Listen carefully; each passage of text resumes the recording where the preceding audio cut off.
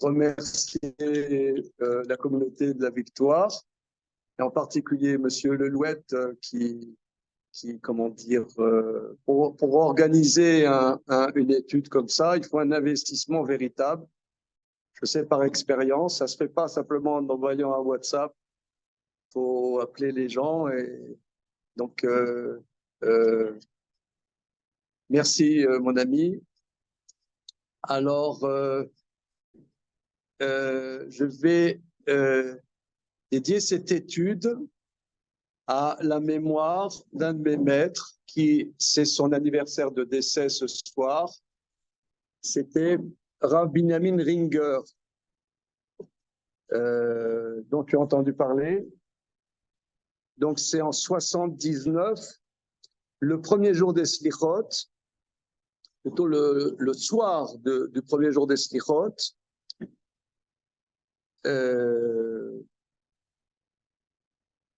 On était à un mariage d'un copain à Lyon, et au retour de ce mariage,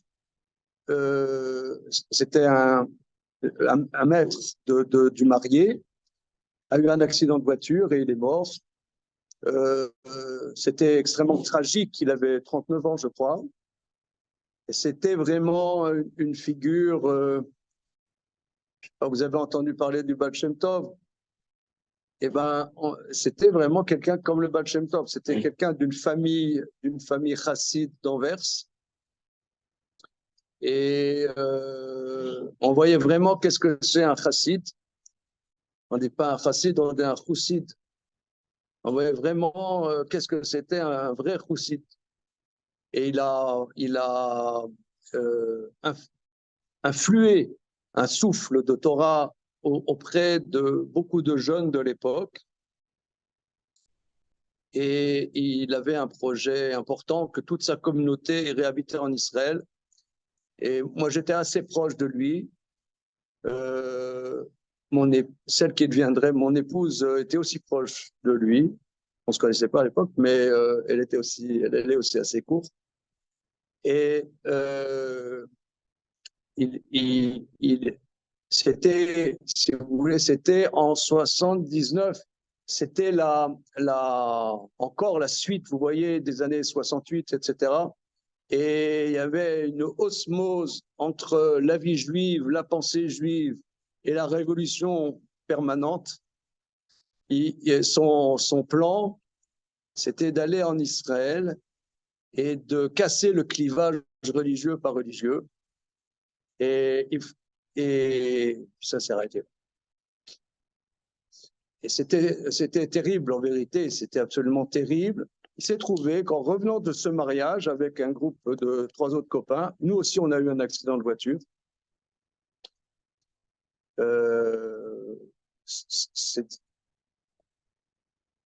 J'étais le sens de cet accident de voiture. On se pose encore la question. Voilà. Donc, il a écrit, oui, il a un écrit court et magnifique. Ça s'appelle En relisant le rouleau d'Esther, en relisant la Megillah. Je pense qu'on peut le trouver dans les librairies juives. C'est trouvé à la librairie du Temple. Oui, ouais. Je pense que ça a été réédité et il y a un souffle prophétique. Il y avait vraiment un souffle prophétique chez ce monsieur. Et voilà. Donc, je dédie cette étude. Alors, depuis aussi, il y a eu le voilà. Votre ami aussi. Comment? Oui. Monsieur Yves Chèvre-Fils. Voilà, que ça soit aussi pour l'élévation de son âme. Mon copain Yves. Alors, comme la fête de Rosh Hashanah est une fête bizarre, en cela que c'est un moment solennel, on sait que c'est un moment solennel, On dit que c'est le premier des Yamim Noraïm, des jours redoutables.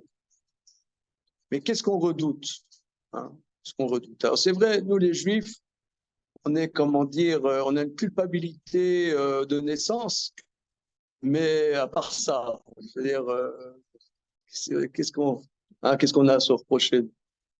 Hein? Rien du tout, n'est-ce pas? Alors, alors, on avait un jour du jugement.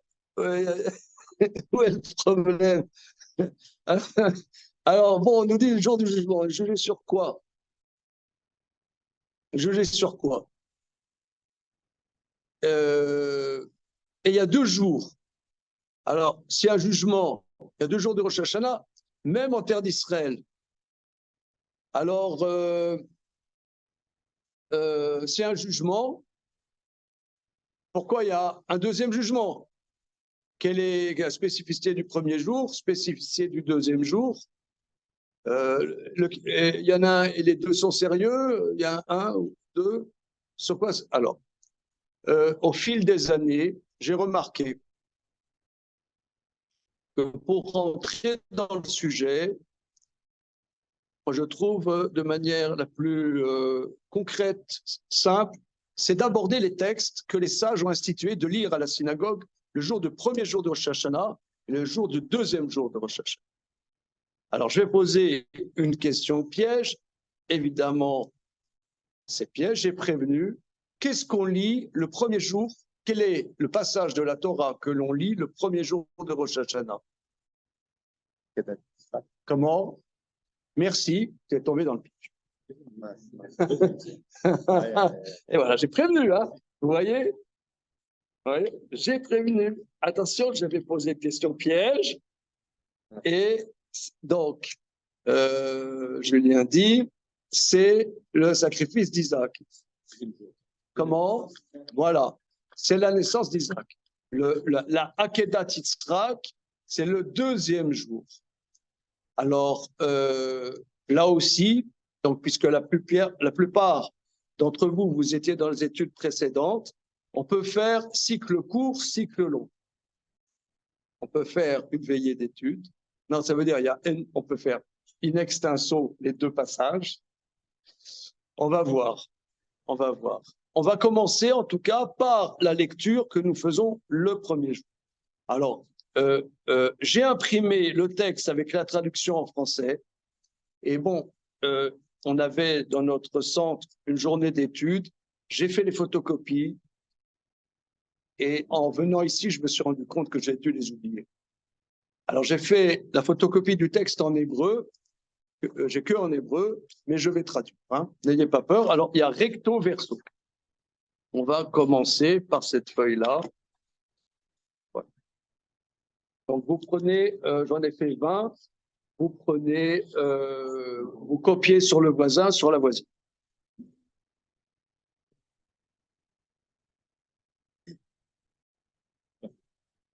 On suivait ensemble. Hein.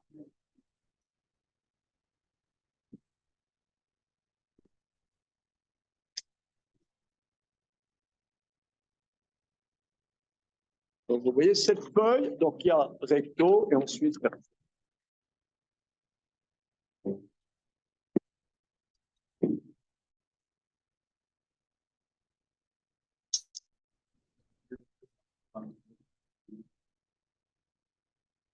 Bien. Alors, c'est le chapitre 21. Si vous voulez la traduction, vous pouvez regarder sur vos téléphones, hein, il y a la traduction, mais je vais traduire. C'est chapitre 21 dans la Genèse, le verset 1.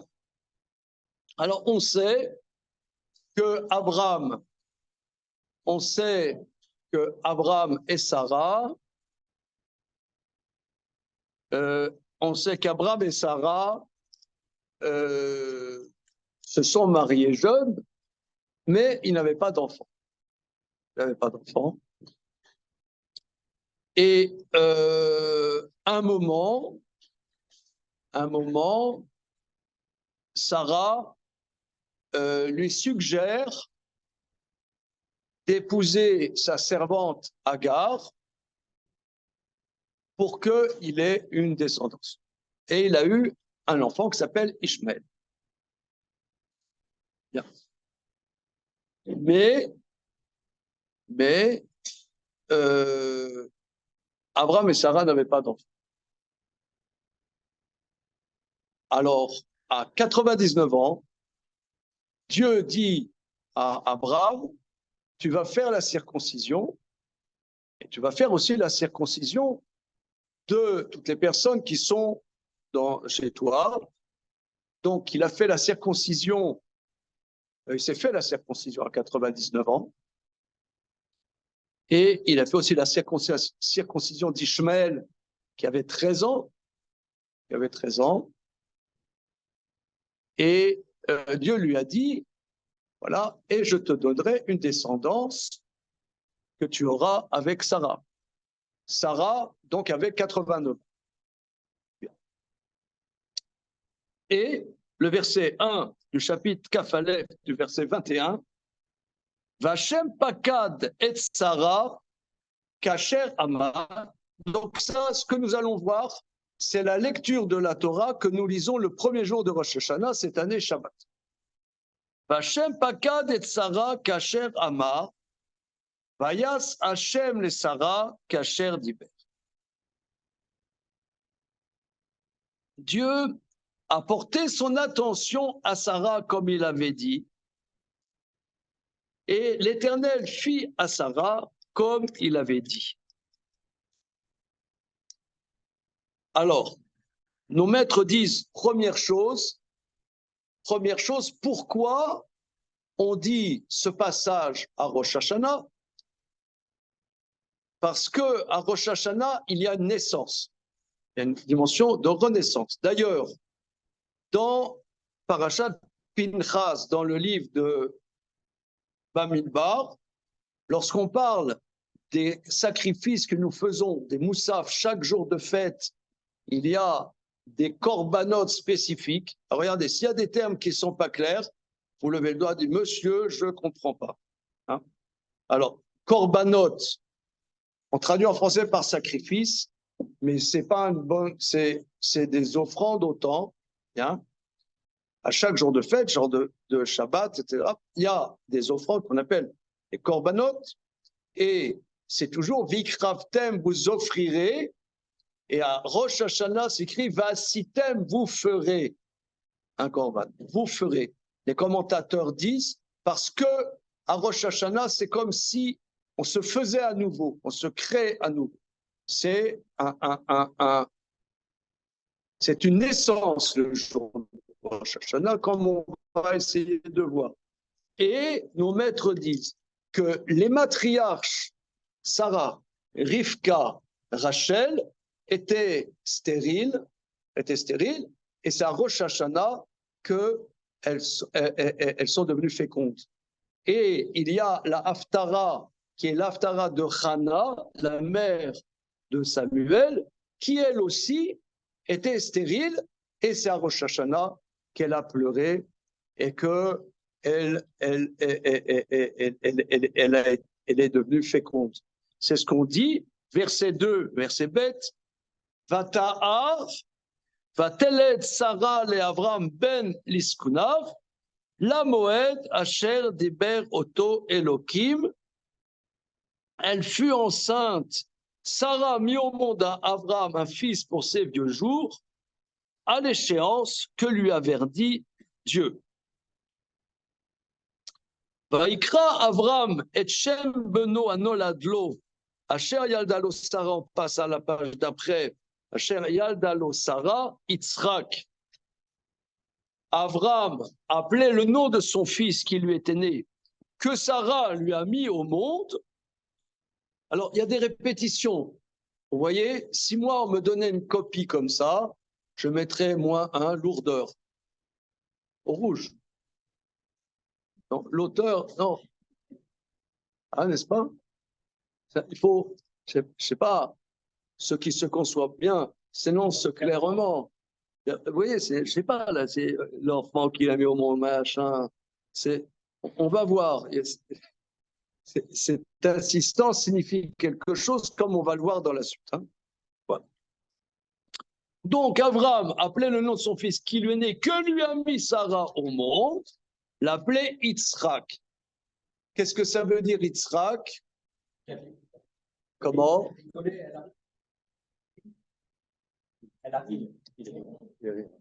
Plus précis. Pourquoi elle? Hilary, c'est pas un prénom de garçon.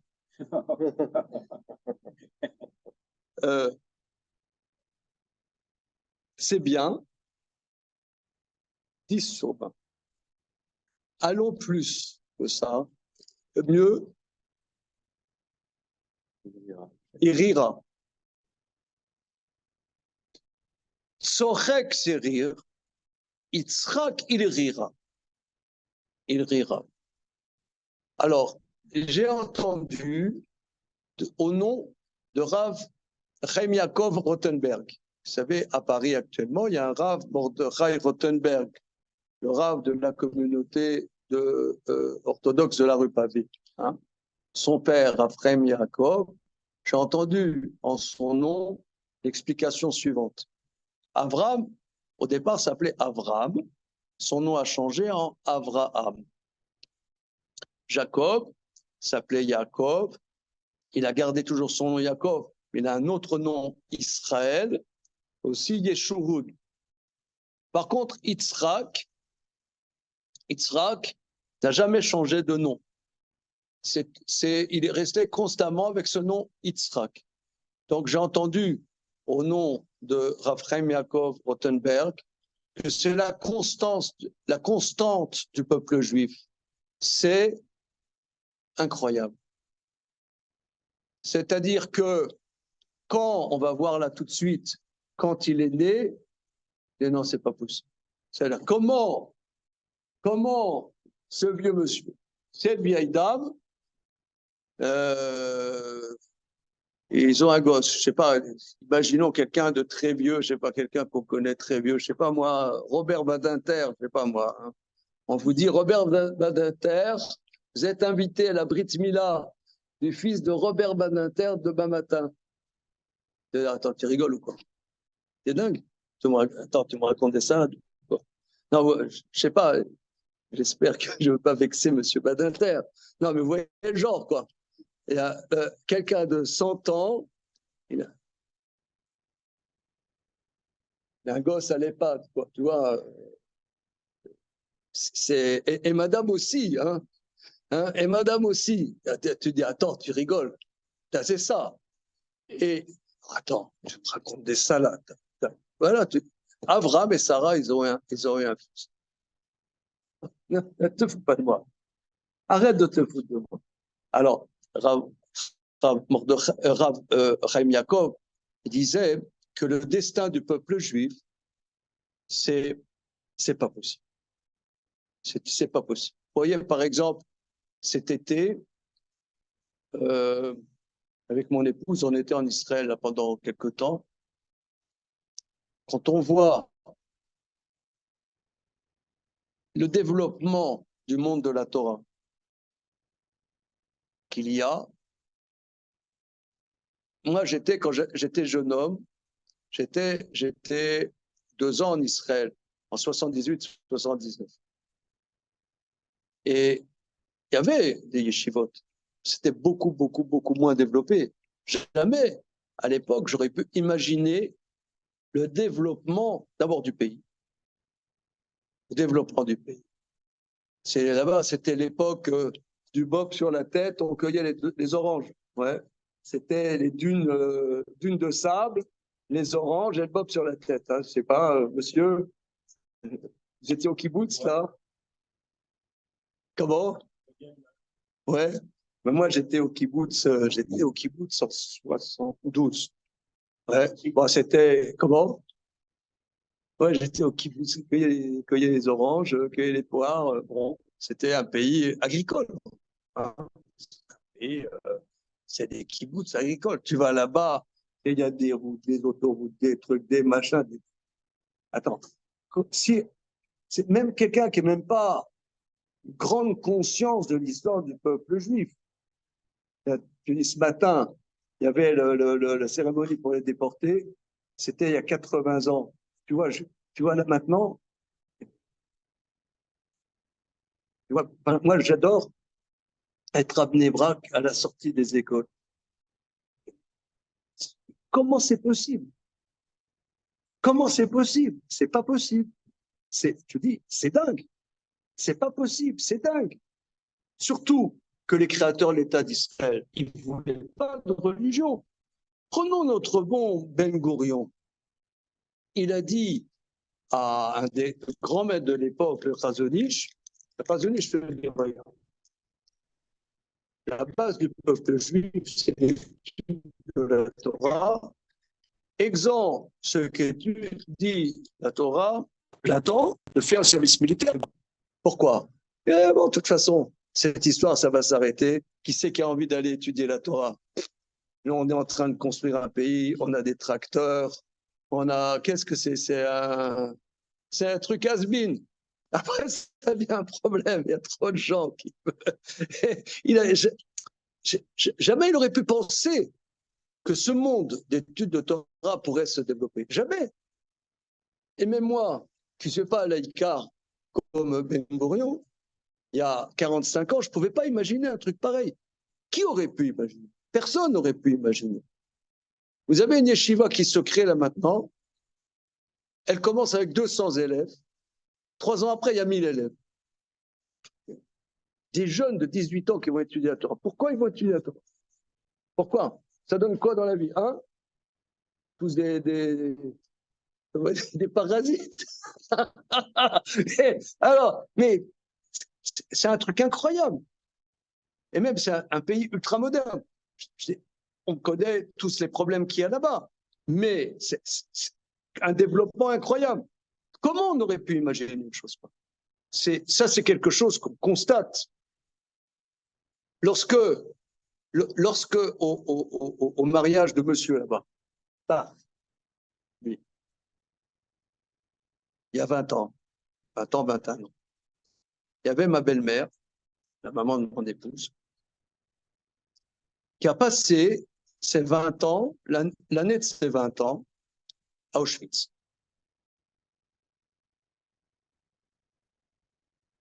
Elle était là au mariage de monsieur, elle avait des petits-enfants, des arrière-petits-enfants. Moi, j'ai dit à ton mariage que de la même manière que les malheurs du peuple juif, on ne les comprend pas, les bonheurs du peuple juif aussi, on les comprend. C'est ça, Yitzhak. C'est non, arrête, c'est pas possible. Ça, c'est la constante du peuple. Il y a une vingtaine d'années, il y avait le directeur du centre Bernard Lazare. Vous connaissez? Centre des laïcars, juifs laïcars. Cercle Bernard Lazare. Ils ont fait un colloque prospection du peuple juif, prospective du peuple juif dans 50 ans. Que va devenir le peuple juif dans 50 ans? Je ne sais pas pourquoi ils m'ont invité. C'était au Sénat, c'était très bien. Il y avait beaucoup de monde. Et juste, j'ai rapporté ça, que voici ce point, que si on regarde en termes rationnels, il n'y a plus de peuple juif. Ce n'est pas rationnel. C'est la réalité existentielle du peuple juif et quelque chose qui dépasse notre compréhension. Ça, c'est le terme Yitzhak. Alors, il l'a appelé Yitzhak. Continuons, verset Dalet 4.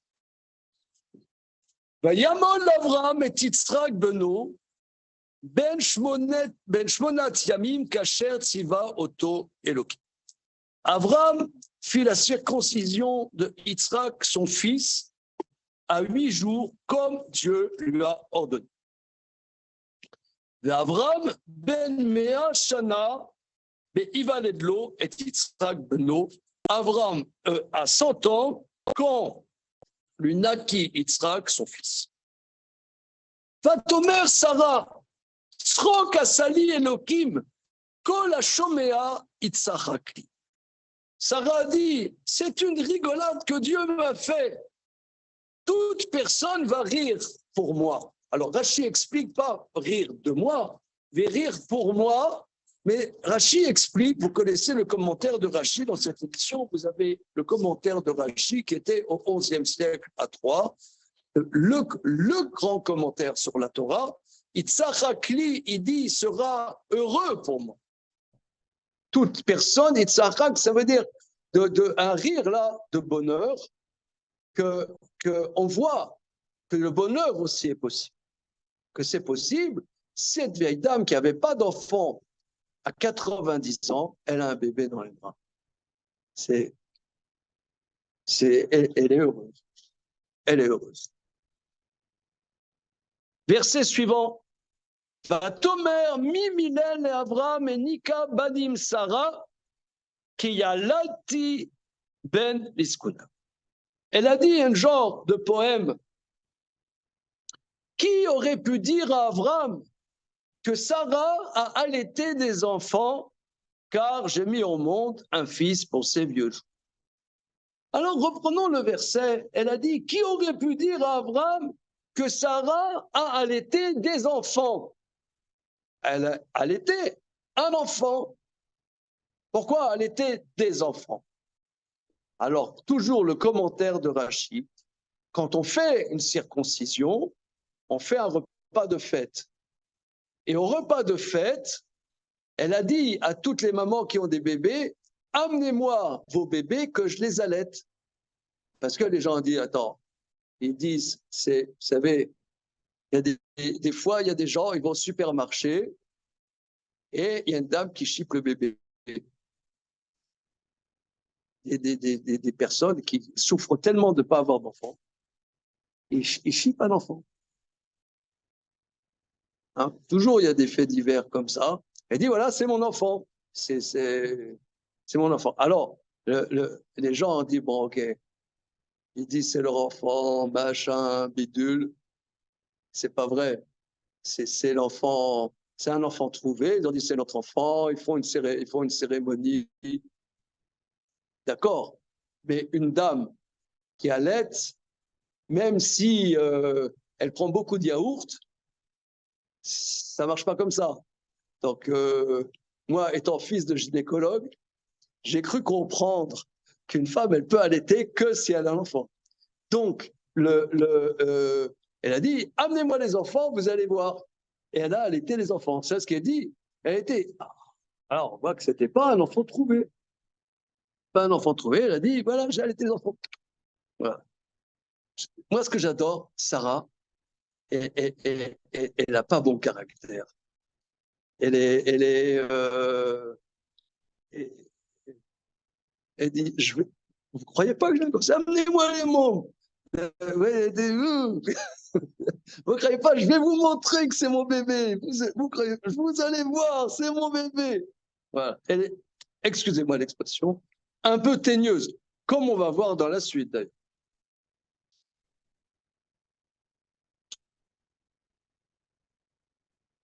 Verset Chet.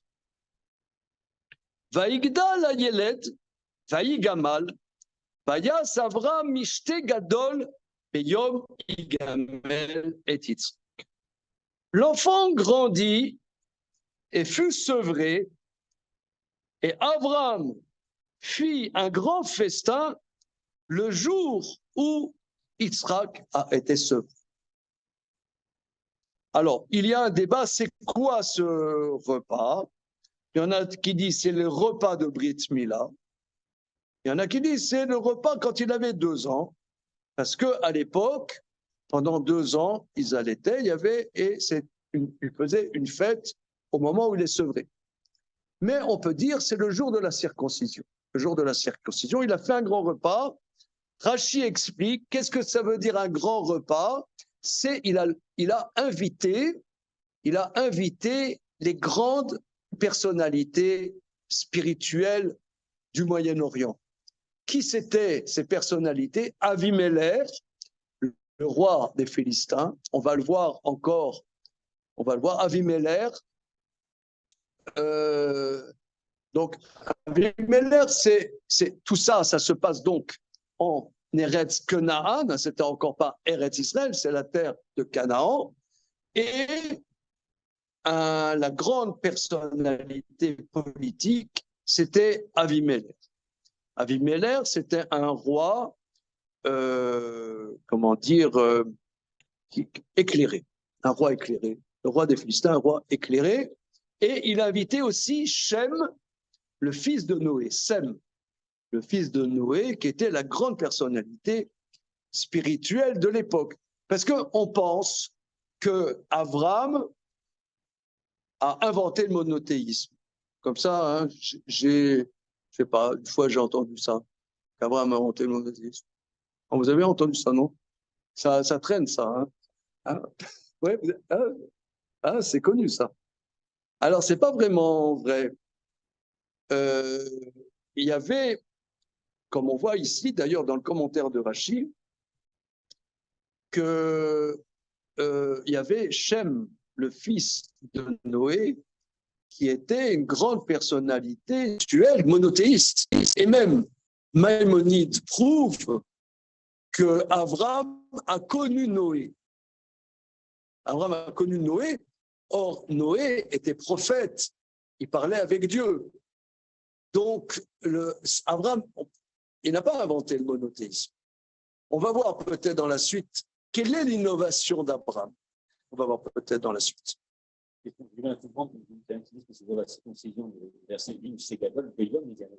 vrai. C'est vrai. Alors, Rachid dit que c'est à 24 mois. Rachid, 24 mois, c'est le jour du sevrage. Voilà. OK. Donc, il y avait des grandes personnalités. Les grandes personnalités. Verset 9, verset tête. Vatere Sarah et ben Agar Amitzrit asher yalda le'Avram metzarek. Sarah vit le fils de Agar l'égyptienne qu'elle avait mis au monde à Avram qui se moquait. Donc là, il y avait donc un grand festin, les grandes personnalités, et Ishmaël, le fils d'Agar, qui a 13 ans, lui, 13 ans plus 2, d'après Rachid, puisque c'est au bout de 2 ans, il a 15 ans, il se moque. Alors, la moquerie d'Ishmaël est structurelle, extrêmement importante et prophétique, et on dirait transhistorique. J'explique. Les commentateurs expliquent que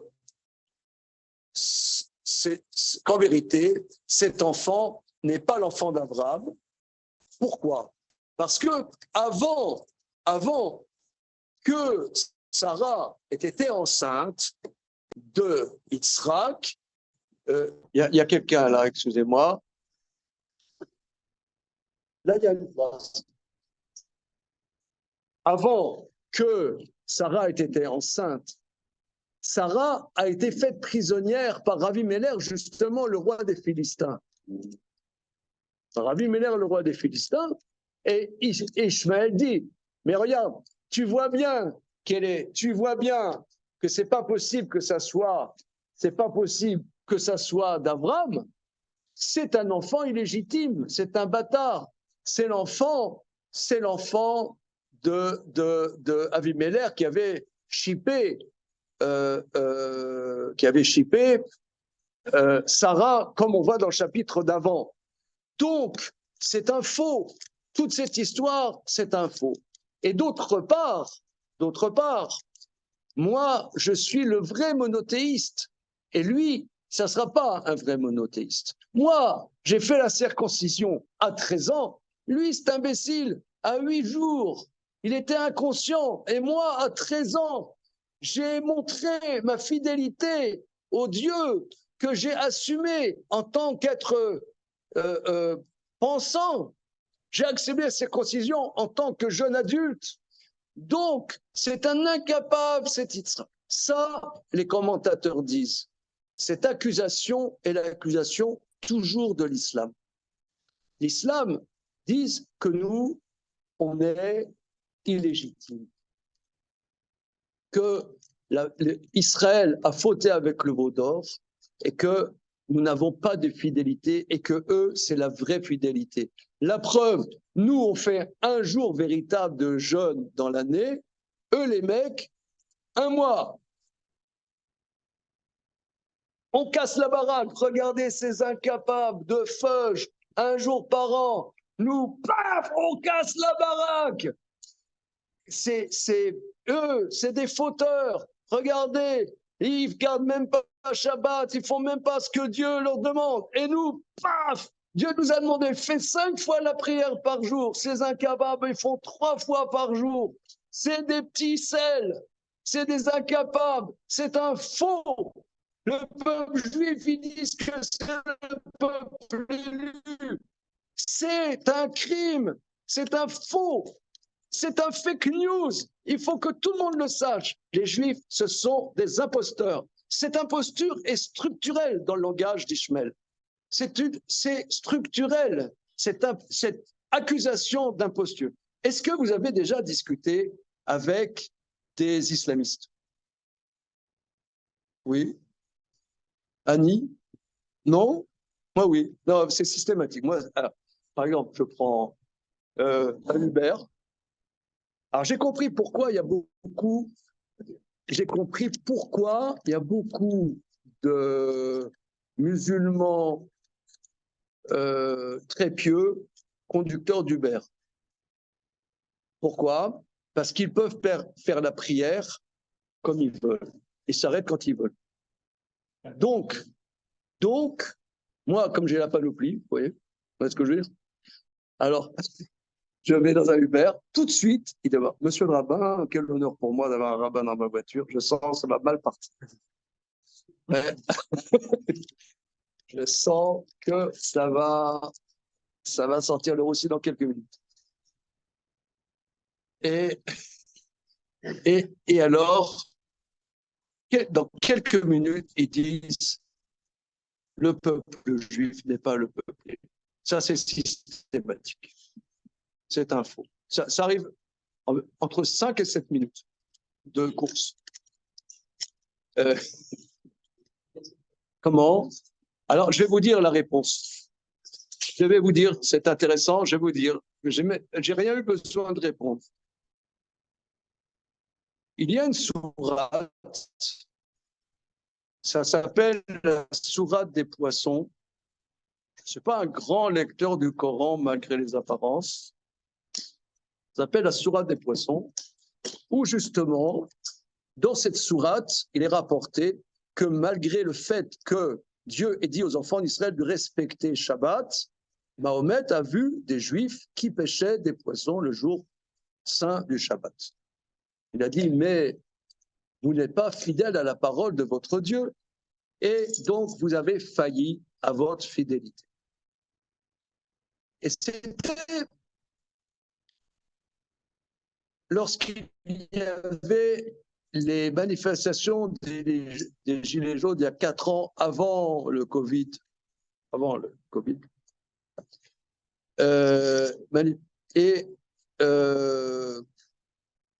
J'étais invité, mon épouse était en Israël, j'étais invité par un ami à Sarcelles et les trains, il n'y avait plus de trains puisqu'il y avait les grèves et on était invité donc à Sarcelles, on était coincés et j'ai pris donc un Uber avec mon fils, qui avait 12 ans à l'époque. Et ok, on prend l'Uber. C'était quelque temps avant Shabbat. Et voilà, le conducteur dit oui, mais pourquoi les Juifs ne respectent pas le Shabbat selon l'ordre de Dieu, comme c'est écrit dans la sourate des poissons? Alors moi, je lui dis, dis-moi, est-ce qu'au lieu de bavarder, tu pourrais aller un peu vite parce que Shabbat va rentrer? Et moi, par contre, je respecte Shabbat. Et quand il a vu l'angoisse qu'on nous, on a eue de l'angoisse du Shabbat, je crois que c'était la meilleure réponse. Il a vu que là, il bafouillait. Il a vu des Juifs qui respectaient le Shabbat, donc là, il était coincé un peu. Il était un petit peu coincé. Enfin, tout ça, à part ces anecdotes, oui, laissons ces anecdotes de côté. Ici, ce que le verset dit, je reprends, verset 9, verset tête. ותראה שרה את בן הגר המצרית אשר ילדה לאברהם יצחק. Sarah a vu le fils d'Agar l'égyptienne qu'elle avait mis au monde à Abraham, qui se moquait. Donc, comme on vient de dire, il dit que au niveau métaphysique, Yitzhak est un fils illégitime, c'est-à-dire que Abraham se targue que par cet enfant va se construire un peuple fidèle à la vocation de servir Dieu. C'est un faux, vous ne servez pas Dieu, c'est une imposture. C'est une imposture. Verset suivant. Verset Yud. Vatomer le Avram, Garesh Ama Zot Vedbena, Kilo Irash Ben Ama Zot Imbeni Im Yitzhak.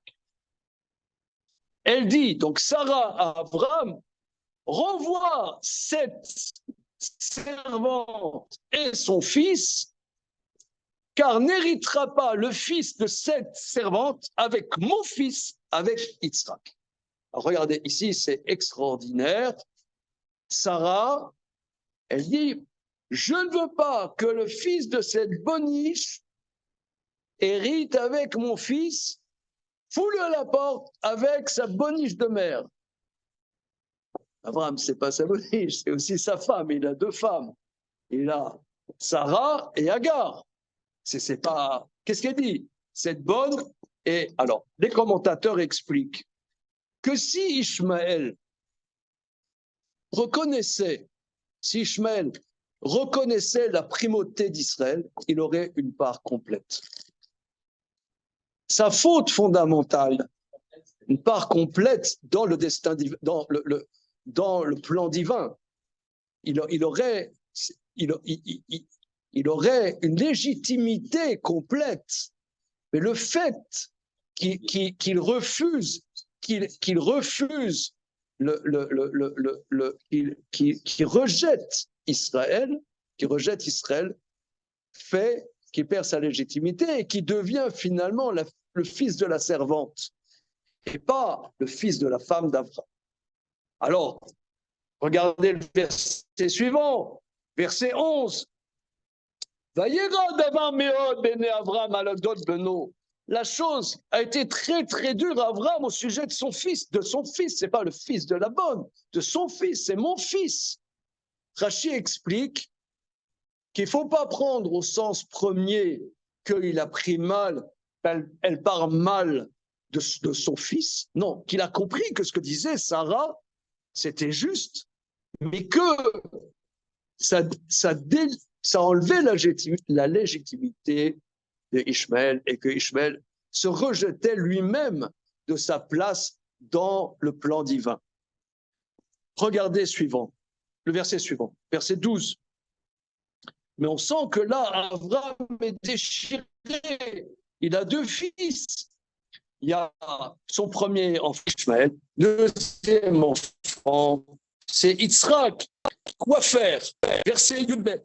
Vayomer Elokim el Avram, al yera benecha lana valamatecha, kol asher tomar elecha Sarah shema bekola, ki beyitzhak ki kare lecha Sarah.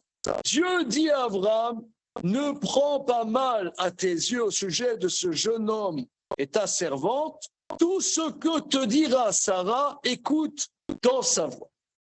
Rachid dit, écoute dans sa voix, parce que dans sa voix, c'est-à-dire dans le souffle prophétique qui se trouve dans Sarah.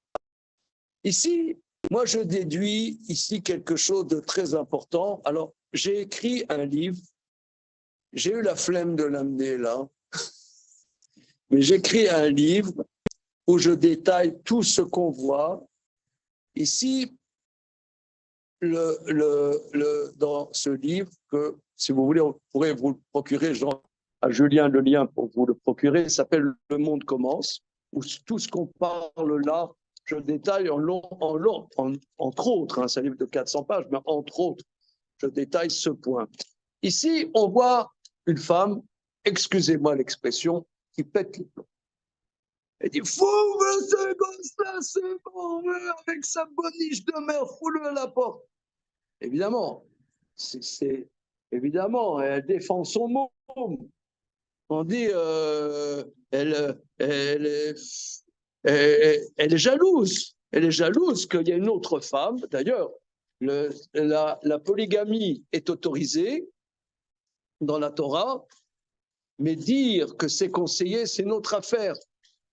C'est autorisé. C'est un point. Maintenant, il y a des choses qui sont autorisées. Est-ce que c'est autorisé de manger 5 plaques de chocolat cachère par jour?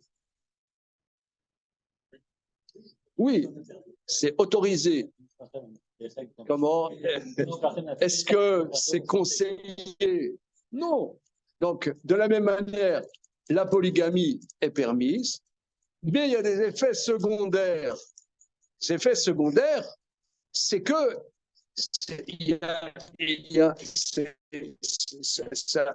ça, en général, ça crée des dissensions. Ça crée des dissensions.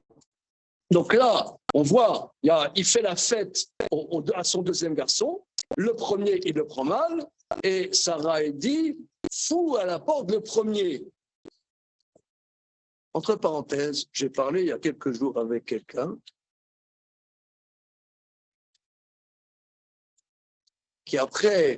qui s'est marié. Après, il avait perdu sa femme au premier mariage. Il avait un enfant du premier mariage. Il était veuf. Il s'est remarié. Et il a divorcé du deuxième mariage parce que sa deuxième femme ne supportait pas l'enfant du premier. Enfin, entre autres, hein, je sais pas, c'est ça la raison. Mais comment dire, il m'a dit, c'était terrible. Elle ne supportait pas son fils du premier mariage. Maintenant, c'est bien, c'est mal, peu importe. Mais ça veut dire, il y a mes enfants et les enfants de l'autre, ouais, les enfants de l'autre. Et là, on voit Sarah, elle dit, fous à la porte, le gosse de la bonne, je ne veux pas le voir, même la bonne, je ne veux pas la voir. Tu dirais à Sarah, prends un calmant, calme-toi, tu te la fermes. Sarah, tu te la fermes. Dans les marches. Regarde-moi ce que tu mets, c'est pas possible.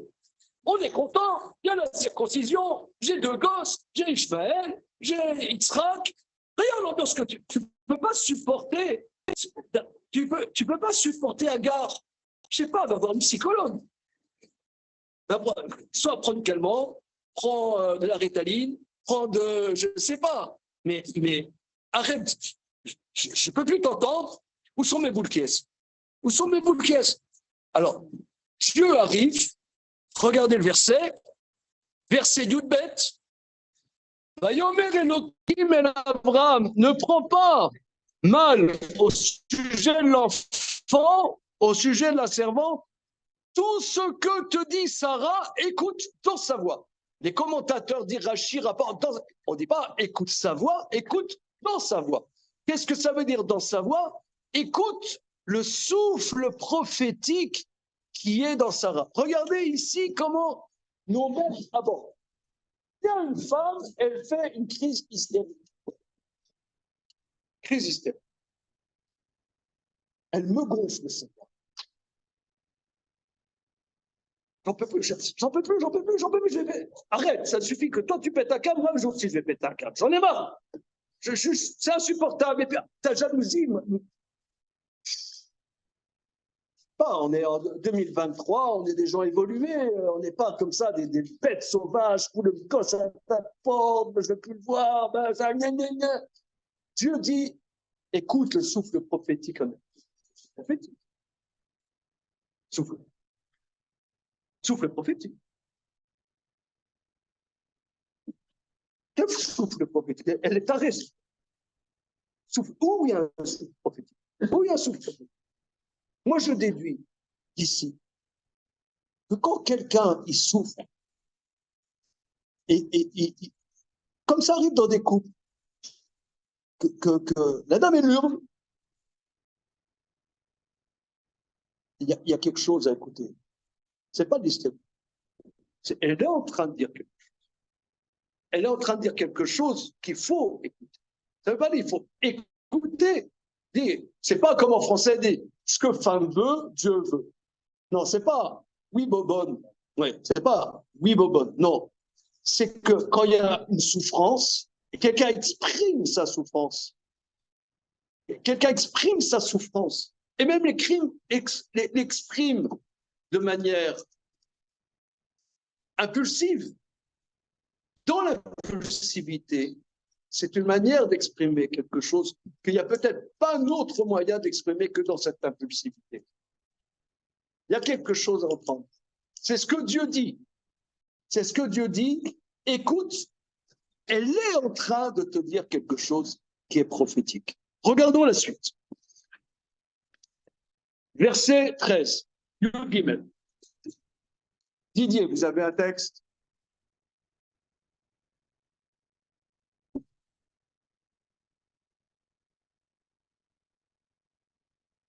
Vegam et ben ama les goy asimenu kizara raou. Et aussi le fils de la servante, j'en ferai un peuple, car c'est ta descendance. C'est-à-dire, Dieu dit, je ne le laisserai pas pour compte. Il aura sa part. Continuons. Donc elle lui dit, renvoie Ishmael. Vayashkem Avram baboker, vayika lechem vechem atzmayim, vayiten el hagar sam al shirma vetayeled, vayishalchea vateler vateta bemidbar bershava. Ce verset est sublime. Verset sublime. Si vous voulez, je traduis. Vous voulez, je traduis? On va essayer. D'accord. Allez, on va traduire. Avram s'est levé tôt le matin. Il a pris du pain et une gourde d'eau. Il a mis sur Agar. Il a mis sur ses épaules ainsi que l'enfant. Il a mis le pain, l'eau, sur les épaules d'Agar ainsi que l'enfant. C'est-à-dire ainsi que l'enfant, quand je dis oui. Il a quel âge? Comment? Moi, j'ai un môme de 16 ans à la maison, 1m85. Ouais, je le mets sur les épaules de mon épouse, elle tombe par terre. Quand il avait 4 ans, il s'endormait dans le salon, je le mettais dans son lit. Maintenant, quand vendredi soir, au repas de Shabbat, il s'endort, je ne peux plus le mettre en solitoire. Donc, là, il a 15 ans. 15 ans passés. Il a mis l'enfant. Rachi explique, elle avait tellement la haine, Sarah, qu'elle a mis l'œil et qu'il avait 42 fièvres, Ishmael. Moi, j'aime les prophétesses comme ça. Elle a la haine. Nous, on est des gens aseptisés, on est des gens polis, nous sommes dans le dialogue, nous sommes dans la compréhension mutuelle. Non, ça va pas du tout. Elle pète un câble. C'est une prophétesse péteuse de câble. Ça veut dire, elle s'exprime. Elle s'exprime. Non, mais c'est extraordinaire. Et c'est en s'exprimant de manière entière qu'elle exprime quelque chose de prophétique. La prophétie, les commentateurs expliquent, ce n'est pas une dimension intellectuelle. La prophétie, c'est comment la parole de Dieu s'inscrit dans la réalité humaine. Et ça part de la réalité humaine. Les commentateurs expliquent pourquoi on ne parle pas du monde futur, de la vie après la mort dans la Torah. Dans le Coran, on parle beaucoup. Relisons le Coran.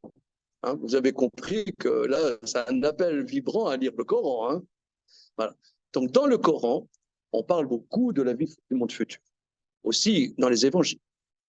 Mais dans la Torah, non. Il y a des allusions, mais ce n'est pas explicite. Le Maharal de Prague explique. Parce que la Torah, c'est de la prophétie. La prophétie part de la réalité humaine. nous avons une tradition qu'il y a une vie après la mort, qu'il y a la résurrection des morts, qu'il y a le Olam Haba, le monde futur. Mais ces réalités, on n'en a aucune expérience. Ce qu'on appelle au niveau technique, précis, la prophétie part à partir de l'expérience humaine. C'est pour ça que nos maîtres disent que les femmes sont plus grandes prophétesses que les hommes, parce que les hommes ils sont plus dans leur tête. Or, la prophétie est inscrite dans la réalité humaine, et c'est plus dans la dimension féminine de prendre à cœur la réalité des choses, même la dimension pulsionnelle et passionnelle. Les hommes, sauf les seigneurs, mais à part ça, on est plus dans l'abstraction. L'abstraction, c'est la connaissance, c'est ce qu'on appelle la chorma, mais pas la prophétie. La prophétie s'incarne dans la réalité humaine, part de la réalité humaine et va plus loin que la réalité humaine, mais part de la réalité. Ici, on voit l'exemple même de la prophétie. Or, Abraham prend cet enfant qui a 42 fièvres, fout le camp, voyou,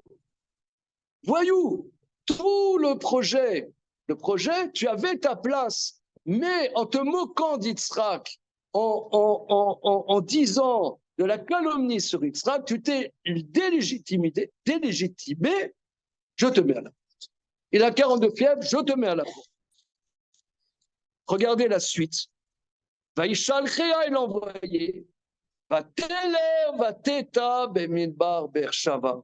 Elle alla et s'égara dans le désert de Berché. Vous voyez cette dame-là, c'était une femme légitime d'Abraham. Elle se trouve avec son enfant, 42 fièvres. Elle s'égare dans le désert de Beersheba. Verset suivant. Vayichlu amayi minachemet, vatashler et ayelet achad achad asichim. L'eau s'épuisa de l'outre et jeta l'enfant sous un des buissons. Quand on parle dans la Torah de désert ici, c'est pas le désert du Sahara avec les dunes. Vous savez, en Israël, c'est aride. C'est ça ce qu'on appelle désert. C'est une terre aride, chaotique et où il y a quand même des buissons. C'est ça. Elle jeta l'enfant qui mourait de soif et de fièvre sous un des buissons. Verset suivant. ותלר ותשב לה מנגד אחרי כמתחה וקשת כי אמרה אל אראה במות הילד ותשב מנגד. Je vous passe une deuxième feuille.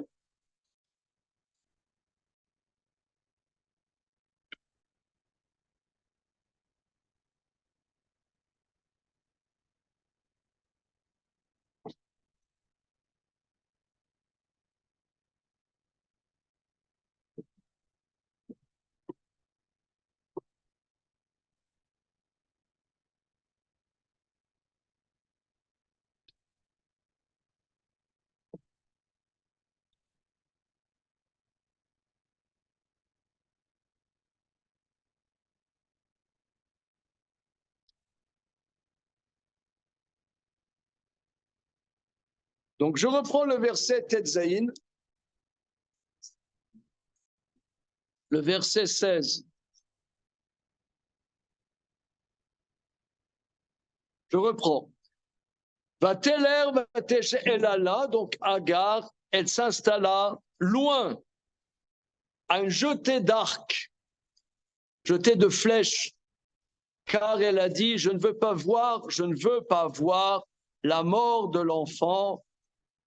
Elle s'installa en face. Vous voyez, Vatissa et Kola, Vatevk, elle leva la voix et elle pleura. Regardez comme c'est, d'un point de vue même littéraire, comment en quelques mots, on voit la scène. Je reprends. Je veux pas voir la mort de l'enfant. elle se mit au loin, elle leva sa voix, elle a pleuré. Tout ça, mes amis, on lit le premier jour de Rosh Hashanah. Faut pas bavarder avec le voisin, la voisine. Faut lire, faut écouter. Quand les sages ont institué de lire un passage dans la Torah, c'est pas simplement parce qu'on n'a rien à faire. Il y a une volonté précise. Ce passage, on le lit à Rosh Hashanah. Continuons. Elle leva la voix, elle a pleuré. Verset suivant, Yudzaïn. Vaishma Elokim et kol hana'ar. Vaikra malar Elokim el hagar min hashamayim vayomer la malar hagar. Al tiri ki shama Elokim et kol hana'ar b'asher usham. Dieu a entendu la voix de l'enfant. Vous avez entendu la voix de l'enfant, vous l'avez entendu? On ne l'a pas entendu. Ce n'est pas écrit qu'il a dit quoi que ce soit. C'est écrit, elle a pleuré. Et le verset dit, Dieu a entendu la voix de l'enfant. Nous, on ne l'a pas entendu. On a entendu la voix de l'enfant. L'ange de Dieu appela Agar du ciel en disant, qu'est-ce qu'il y a, Agar? N'aie pas peur, car Dieu a entendu la voix de l'enfant là où il est. Alors, les maîtres du Talmud, dans le traité Rosh Hashanah, page Tetzaïn Amud Bet, apprennent de ces mots-là le jugement de Rosh Hashanah. Pourquoi on lit ce passage le premier jour de Rosh Hashanah? Parce que là, il y a le jugement de Rosh Hashanah. Nos maîtres disent, Amar Rav Yitzhak, En danim et adam et là le fi maasav shelota sha'a. On ne juge l'homme que selon ses actions de ce moment-là. Regardez, ça fait 1 heure que je vous dis qu'Ishmaël, c'est un grand voyou. Ça fait 1 heure, on est en train de dire, c'est le voyou numéro 1, le salaud, le diffamateur, celui qui crache sur le peuple juif, etc. Et là, il est en train de mourir. Sa mère, elle est en train de...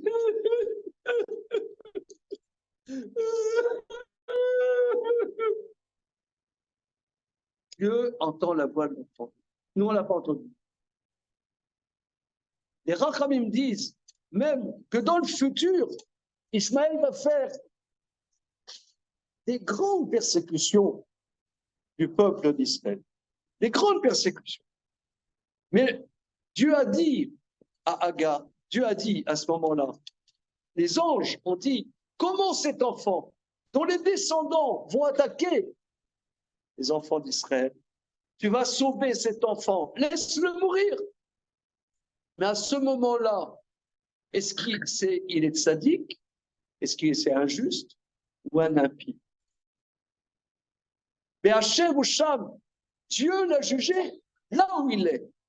C'est-à-dire que ici, c'est tout Rosh Hashanah est dans ce verset, et c'est pour ça qu'on le lit le premier jour de Rosh Hashanah. Est-ce que, en vérité, son cœur s'est ouvert? Son cœur à Ishmaël, c'était un gros voyou.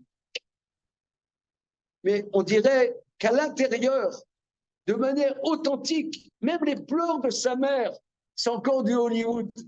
Je ne sais pas, moi, j'arrive pas à me forcer à pleurer, mais il paraît qu'il y a des gens, ils savent pleurer vraiment avec des larmes pour leur rigolade. Ça s'appelle les larmes de crocodile. Je ne sais pas faire ça, mais il paraît qu'il y en a, vous savez faire ça. Comment? Sans d'Ishmaël, il y a Sarah qui avait bien dit qu'il était capable d'arriver à pleurer, à se forcer à pleurer, mais ce n'était pas ce qu'il faut faire croire que. Ah, voilà.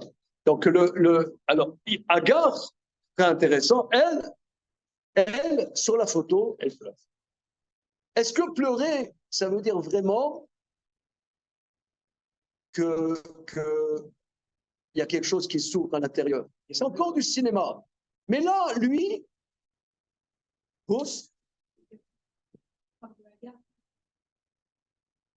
Eh bien, c'est le verset.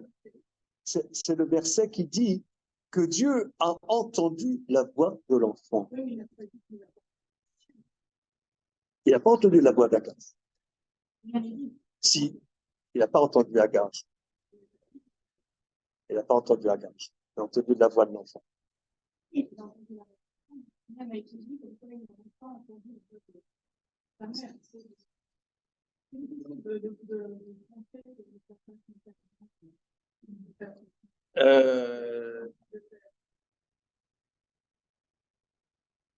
Regardez, ce que vous dites, c'est possible. Hein, c'est possible. Mais un fait est, moi, ce qui m'interroge, c'est que Dieu entend une voix que nous, on n'a pas entendue. On l'a entendu pleurer. Hein, c'est tout.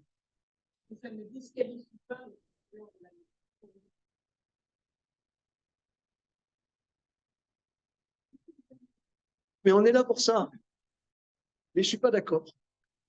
D'accord, on discute. Comment? Alors, regardez,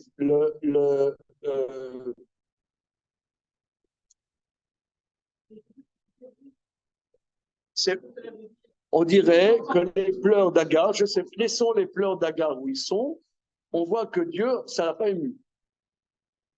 C'est pas ça qui l'a ému.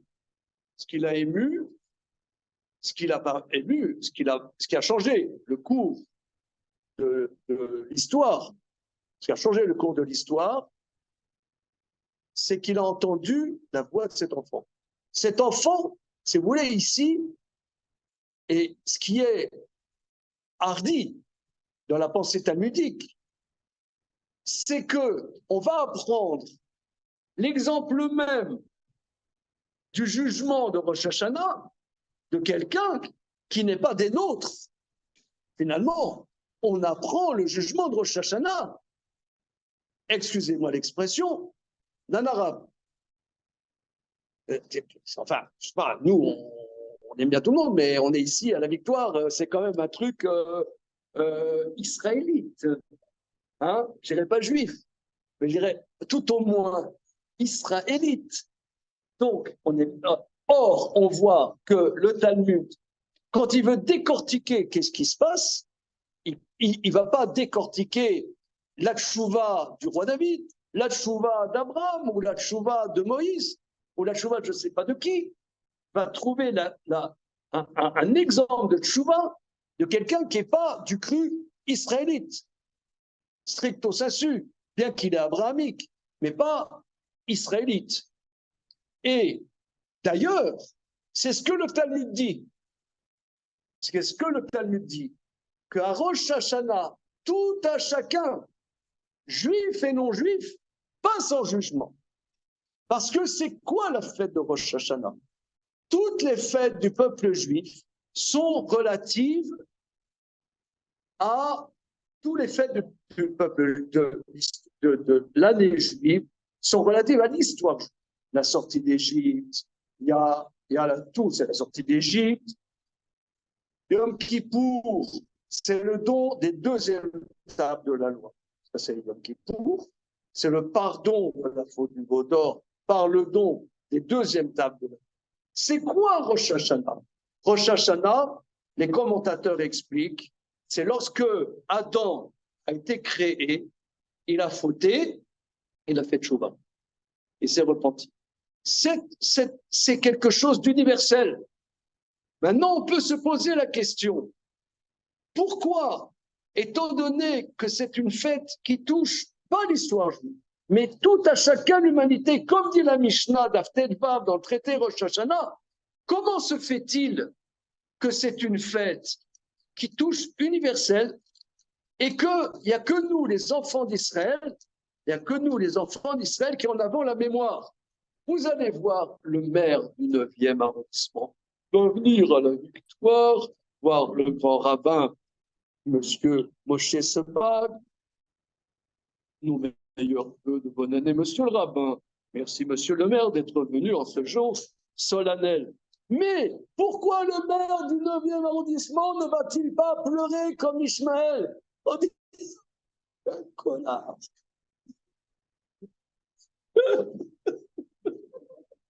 Je suis un con. Hachem, j'en ai marre. Hachem, j'en ai marre. J'en peux plus en moi. J'en peux plus. Pourquoi? Ça c'est ça, Rosh Hashanah. C'est ce qu'on voit, Ishmael. C'est le voyou numéro un. Le voyou numéro un, à un moment, comme dit le Talmud, Maasav chez l'Otacha, il a la force intérieure de crier, mais un cri qui est tellement profond qu'il ne s'entend pas à l'extérieur. C'est pour ça qu'il y a deux jugements de Rosh Hashanah.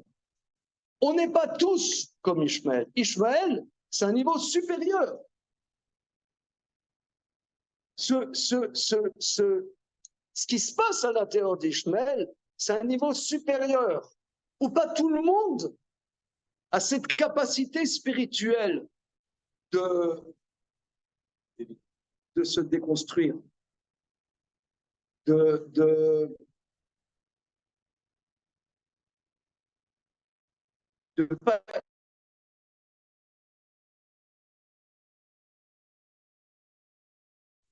pas être esclave de ces actes et de s'ouvrir quelque chose à l'intérieur de nous-mêmes. C'est ça le son du chauffage. Le son du chauffage. Le son du chauffard, c'est un son qui n'est pas, c'est pas la trompette, c'est pas le lit, c'est pas des trompettes d'un orchestre symphonique. C'est un cri. C'est un cri. Ça c'est le premier jour de Rosh Hashanah. C'est le premier jour de Rosh Hashanah. Pourquoi y a-t-il un deuxième jour de Rosh Hashanah? On va essayer d'expliquer c'est quoi le deuxième jour de Rosh Hashanah. Alors, donc je reprends. C'est ce qu'on appelle la dimension des tzadikim. Que ici, il y a une dimension spirituelle énorme chez Ishmael. Pourquoi? Parce que, oui, je voulais dire, pourquoi la trace du jugement de Rosh Hashanah, il n'y a que nous, les enfants d'Israël, qui en avons la mémoire. C'est une grande question. C'est une très grande question. J'expliquerai que pour être simple avec soi-même, il faut être très grand. Quelqu'un qui est faible, il n'arrive pas à être simple. Je prends un exemple.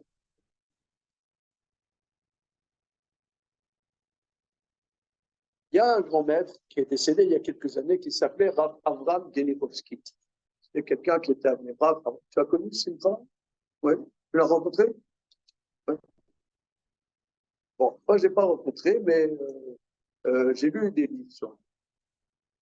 J'ai lu une fois qu'il paraît-il qu'il était quelqu'un de très saint. Alors, un élève lui a demandé, Rabbi, comment ça se fait que vous êtes si saint comme Dieu saint? Vous faites pour être saint. Il dit, parce que des fois, je vais dans une pièce où il n'y a pas de mezouza.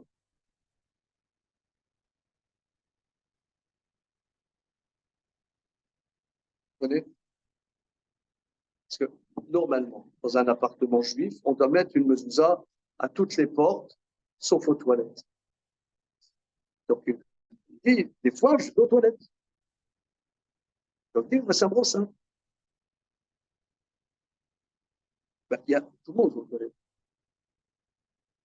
Tout le monde. Enfin, j'ai pas fait un micro-trottoir, si vous plaît, si vous avez aux toilettes. Hein?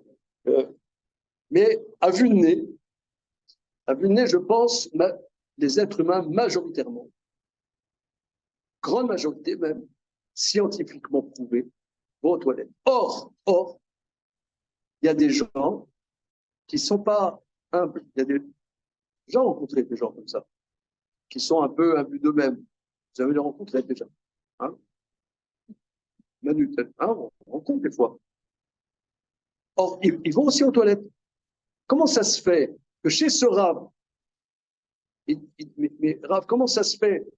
Vous êtes très simple, des fois je vais aux toilettes, ça me rend simple. Il y a des gens qui vont aux toilettes, ça ne les rend pas simple. Comment ça se fait? Parce que c'est un problème, les toilettes, c'est un problème métaphysique. Moi, je trouve, c'est un gros problème. On peut être tout ce qu'on veut, mais ça peut être problématique. Comment ça se fait? Il y en a, ça les rend simples, il y en a, ça ne rend pas simple. Je pense que pour se remettre en question, comme Ishmaël, il faut une grande confiance. Quelqu'un qui est pas sûr de lui-même,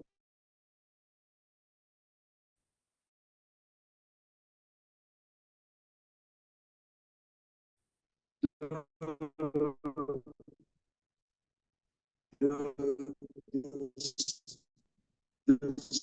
de, de construire un genre, un style, une contenance, de se construire une contenance qui lui donne une tenue. Et pour arriver, pourquoi il y a les slichot, pourquoi il y a tout le mois de Elul, c'est pour arriver à petit se rendre compte de ce qu'on est, de se rendre compte de bêtises. Une fois, moi j'ai du mal à m'acheter des chemises. J'ai du mal à m'acheter. J'habite dans le 20e, dans le haut 20e arrondissement. Il y a un magasin de chemises à Château. C'est intéressant, j'ai une vie vraiment hyper intéressante, vous allez voir. Et je suis allé dans un magasin Châtelet, acheter des chemises. Or, en arrivant à la maison, je me suis rendu compte qu'il m'a refilé des chemises pour mettre des boutons de manchette. Moi, ça ne m'intéresse pas. Donc, il a fallu que je retourne au 20e arrondissement, acheter, lui rendre, pour une fois que j'aille m'acheter des chemises, je retourne au magasin, et le type, il me dit, j'ai que des chemises comme ça, mais je peux vous les commander. Dans 2 semaines, vous les aurez. OK. 2 semaines après, je vais rechercher des chemises avec des boutons, sans boutons. C'est vraiment intéressant, hein, vraiment. Là, ça défraie la chronique. Là, vraiment, je me dis, mais secrètement existant. Donc, je suis allé retourner, machin, bidule, retourner, machin. Je suis allé là-bas, prendre les chemises qu'il a commandées exprès. Je rentre au métro, quelqu'un m'appelle au téléphone, je prends là, je sors du métro et j'ai oublié les chemises dans le métro. Alors, regardez après comment moi, je vais me permettre de vous faire un cours de Torah. Quand on est comparé, c'est-à-dire, quand même, j'allais dire, mon épouse, c'est une femme vertueuse d'avoir un connard pareil. Des fois, je me dis, ça m'est écrit sur ma tombe, si j'ai un connard. Non, c'est vrai. Après, c'est grave. D'accord, je vais respecter Shabbat, je n'ai pas mangé à Yom Kippour, etc. Mais là, un truc pareil, non, franchement, ça fait peur. Laisse tomber. Non, mais je vous prends cet exemple, et je pense chacun et chacune, on est confronté à des trucs pareils.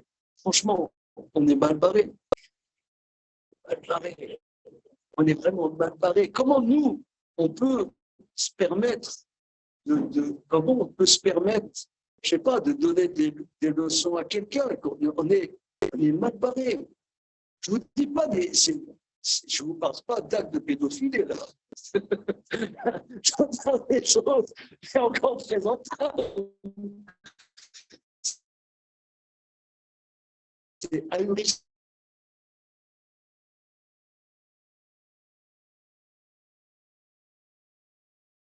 Tout ce truc-là, je rentre à la maison, les chemises. Où je mets les chemises? Franchement, c'est dramatique. C'est hyper dramatique. Mais comment ça, moi, je suppose ne pas être seul, le seul à faire des bouts pareils. Je ne suis pas le seul, je pense. Et or, comment ça se fait qu'on se prend au sérieux? Comment ça se fait qu'on se prend? Ça, c'est une question. Comment ça se fait qu'on se prend au sérieux?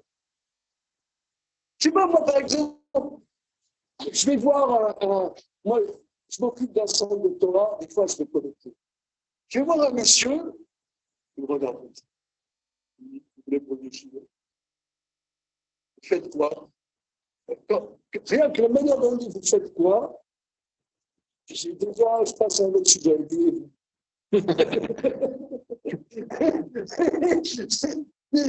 tu me dis, sois simple un peu, ça va, t'as pas sur l'épaule. Or, pouvoir être simple, comme Ishmaël, c'est exceptionnel. Exceptionnel. Ça, c'est le jeu de l'embauche. Exceptionnel. C'est pour ça qu'il y a une session de rattrapage, c'est le deuxième jour. Alors, regarde, je ne vais pas faire un cours de 4 heures. On va faire un peu la suite de la lecture. Verset Kavbet, donc la photocopie que vous avez.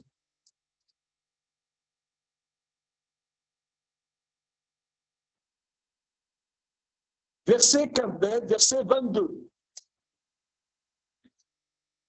Vayehi ba'et ha'i, vayomer Avimelech ufichol sar sevao el Avram lemor, Elohim imcha bechol asher ata oseh. Ce fut à ce moment-là, c'est quoi à ce moment-là? Au moment où donc Yitzhak est né, qu'il y a eu le grand repas où il a été sevré, à ce moment-là, Avimelech, on a dit, c'était la grande personnalité politique au Moyen-Orient, est venu voir Abraham, où Fichol Sarsebao, et Fichol, son général d'armée, en disant, Dieu est avec toi dans tout ce que tu fais. Ve'ata ishavali be'Elohim ena im tishkorli ve'lenini ve'nedil kechesed asher asiti imcha taseh im yadi b'maaretz asher gartaba. Et maintenant, jure-moi au nom de Dieu que tu me seras fidèle pour moi, mon arrière-petit-fils, mon petit-fils, comme la générosité que j'ai faite avec toi et dans la terre où tu habitais. C'est pourquoi? Parce qu'il y avait une famine et Avram s'est réfugié avec sa famille dans la terre des Philistins. Donc il a reçu Avram pendant quelques années dans la terre des Philistins. Il dit, on va faire un serment comment dire, d'alliance entre moi, le grand roi des Philistins, et toi, et à Beersheba. Beersheba, c'est le puits du serment. À Beersheba, le puits du serment, c'est là où ils ont fait ce serment. Alors, il y a un grand commentateur qui s'appelle Rav Shimshon Raphaël Hirsch, qui était à Francfort-sur-le-Main au milieu du 19e siècle, qui a fait un commentaire extraordinaire en allemand sur la Torah, et il explique comme ça. Nous avons dit tout à l'heure qu'il y avait Sem, le fils de Noé, qui était la grande personnalité spirituelle. Politique, c'est Avimelech. Spirituel, c'est Shem. Mais Avram, si ce n'est pas Avram qui a inventé le monothéisme, quelle est la spécificité d'Avram? On la voit dans ce verset ici. C'est que ce que voulait Avram, c'est que l'humanité comprenne que Dieu exprime sa volonté libre dans ce monde-ci. Lorsque Dieu a dit « tu auras un enfant lorsque tu auras 100 ans après que tu aies fait la circoncision. Il y a une étape nouvelle dans l'humanité. C'est que l'humanité se rend compte que la volonté de Dieu s'exprime dans ce monde. Maïmonide explique que les idolâtres premiers croyaient en un créateur, mais pensaient que la création est devenue autonome par rapport au Dieu créateur. Il y avait des gens de haute stature spirituelle avant Abraham qui avaient une relation avec Dieu. Mais Abraham, c'est la dimension, on pourrait dire, messianique, que toute l'humanité se rende compte que le Créateur a agi à l'intérieur de sa création. Le début du dévoilement de l'action libre de Dieu dans la création est la naissance d'Yitzhak. Lorsque Avimelech a vu que cet enfant, après les promesses que Dieu a faites, est né,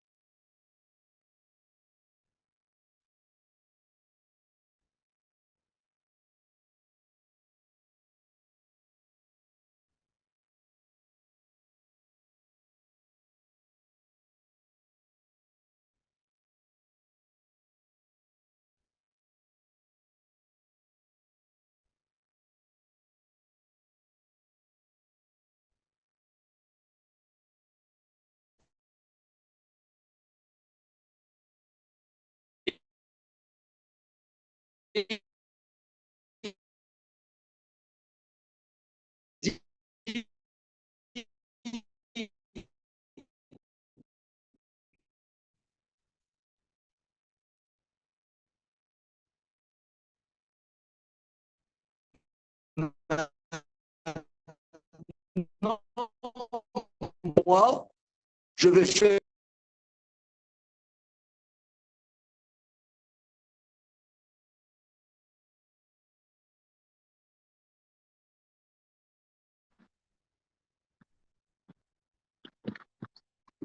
Comment c'est possible?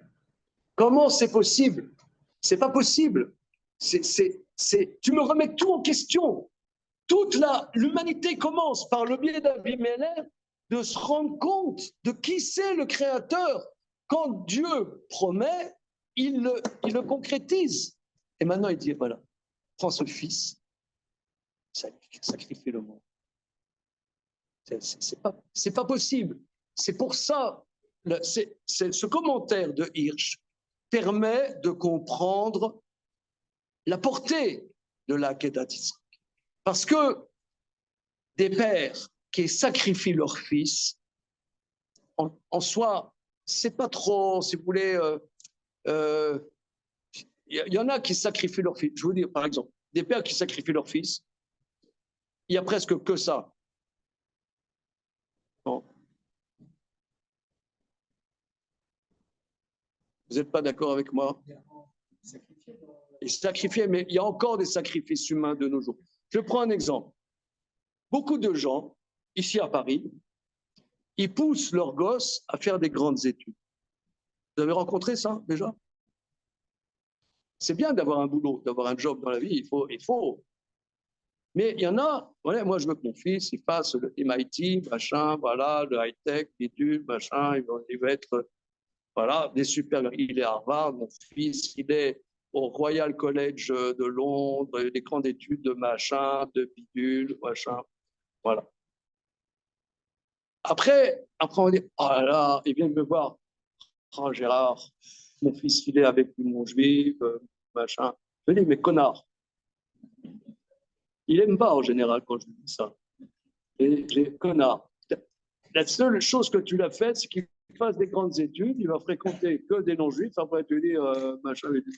Donne-lui une éducation qui construit. Moi, je dis souvent à mes élèves étudiants, voilà, tu as fait, par exemple, bac plus 12. Ouais, il a fait, je ne sais pas, cardio. Bac plus 14. Il est chirurgien, ou il a fait machin, psychiatre, il a fait ophtalmo, bac plus 10, bac plus 11, bac plus 12. Je dis, dans tout votre cursus, combien d'heures vous avez eu pour apprendre à bien vous entendre avec votre épouse?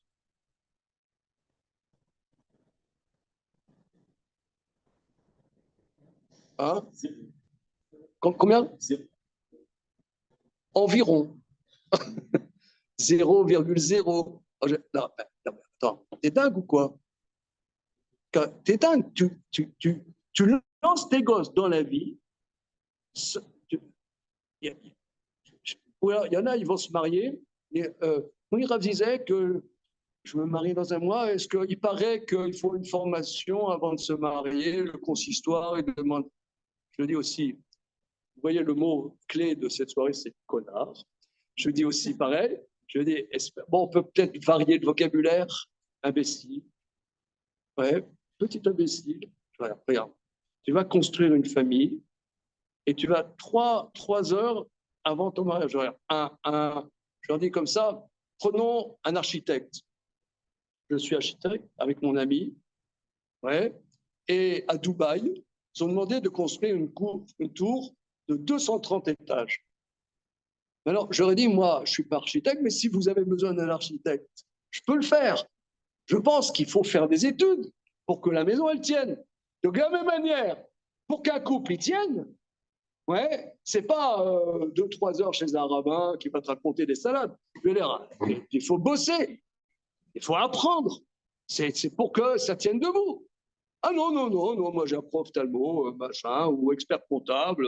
Voilà, je suis expert comptable, machin, j'ai fait Bac+7, machin, j'ai une bonne situation. D'accord? Et qu'est-ce que tu as appris? Qu'est-ce que tu as appris? Qu'est-ce que tu as appris pour construire quelque chose? C'est un sacrifice humain. Non, vous ne trouvez pas? Bon, un sacrifice humain. Moi, je trouve que c'est un sacrifice humain. Mais bon, ça se discute. Je sens que vous n'êtes pas convaincus. Moi, je dis c'est un sacrifice humain. Bon, mais en tout cas, à part ça, quelle est vraiment la portée de la Kedat Yitzhak?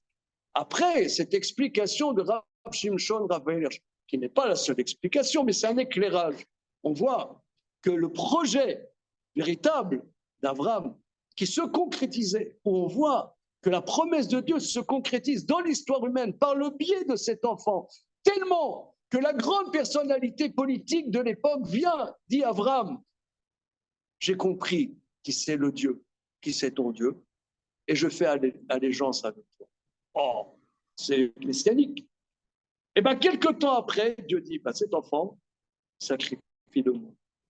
Oh non, non, je ne peux pas. Abraham dit, il dit ni oui ni non, il va le faire. Ce mérite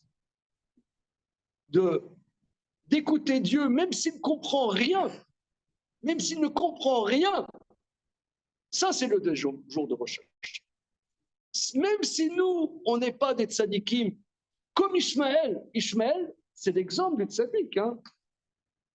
Même si nous, on n'est pas tzadik, ça c'est le jugement du premier jour. On n'a pas cette dimension spirituelle, on n'a pas cette simplicité, mais on s'accroche au mérite d'Abraham. On se raccroche qu'on est des enfants d'Abraham et que le mérite d'Abraham, eh bien, que nous nous mettions sous la protection du mérite d'Abraham. Et on dit d'ailleurs que le souffle du chauffard, représente le haïl, le bélier, qui a remplacé Ishmaël, qui a remplacé Yitzhak, c'est très bien. Dans le Coran, c'est Ishmaël, qui a remplacé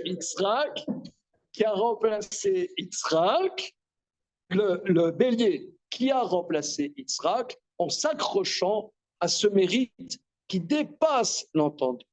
Et ça aussi, c'est le mérite du peuple juif, de rester juif, même si on ne comprend pas pourquoi. Les gens ils disent oui, je veux comprendre. Mais la base de notre tradition, c'est sûr, la base de notre tradition, c'est l'étude comme on le fait ce soir.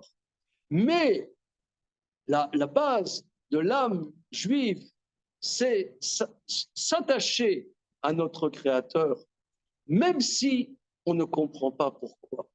Ça, c'est le mérite d'Abraham, c'est le mérite du deuxième jour. Et mes amis, souhaitons-nous on sorte, nous et tout le peuple juif, et par le biais du peuple juif, toute l'humanité, un jugement favorable. Parce que, je vous dis en toute simplicité aussi, il fait chaud aujourd'hui. Vous avez remarqué, et il y a quelques jours, dans tous les journaux, c'est écrit que depuis le début de l'humanité, il n'y a jamais eu des jours aussi chauds sur la planète. Je pense qu'il faut entendre ça, qu'il y a eu des calamités ces dernières années. Il y a eu, évidemment, le Covid, mais ces perturbations, c'est un langage que Dieu a avec nous. Et il faut l'entendre.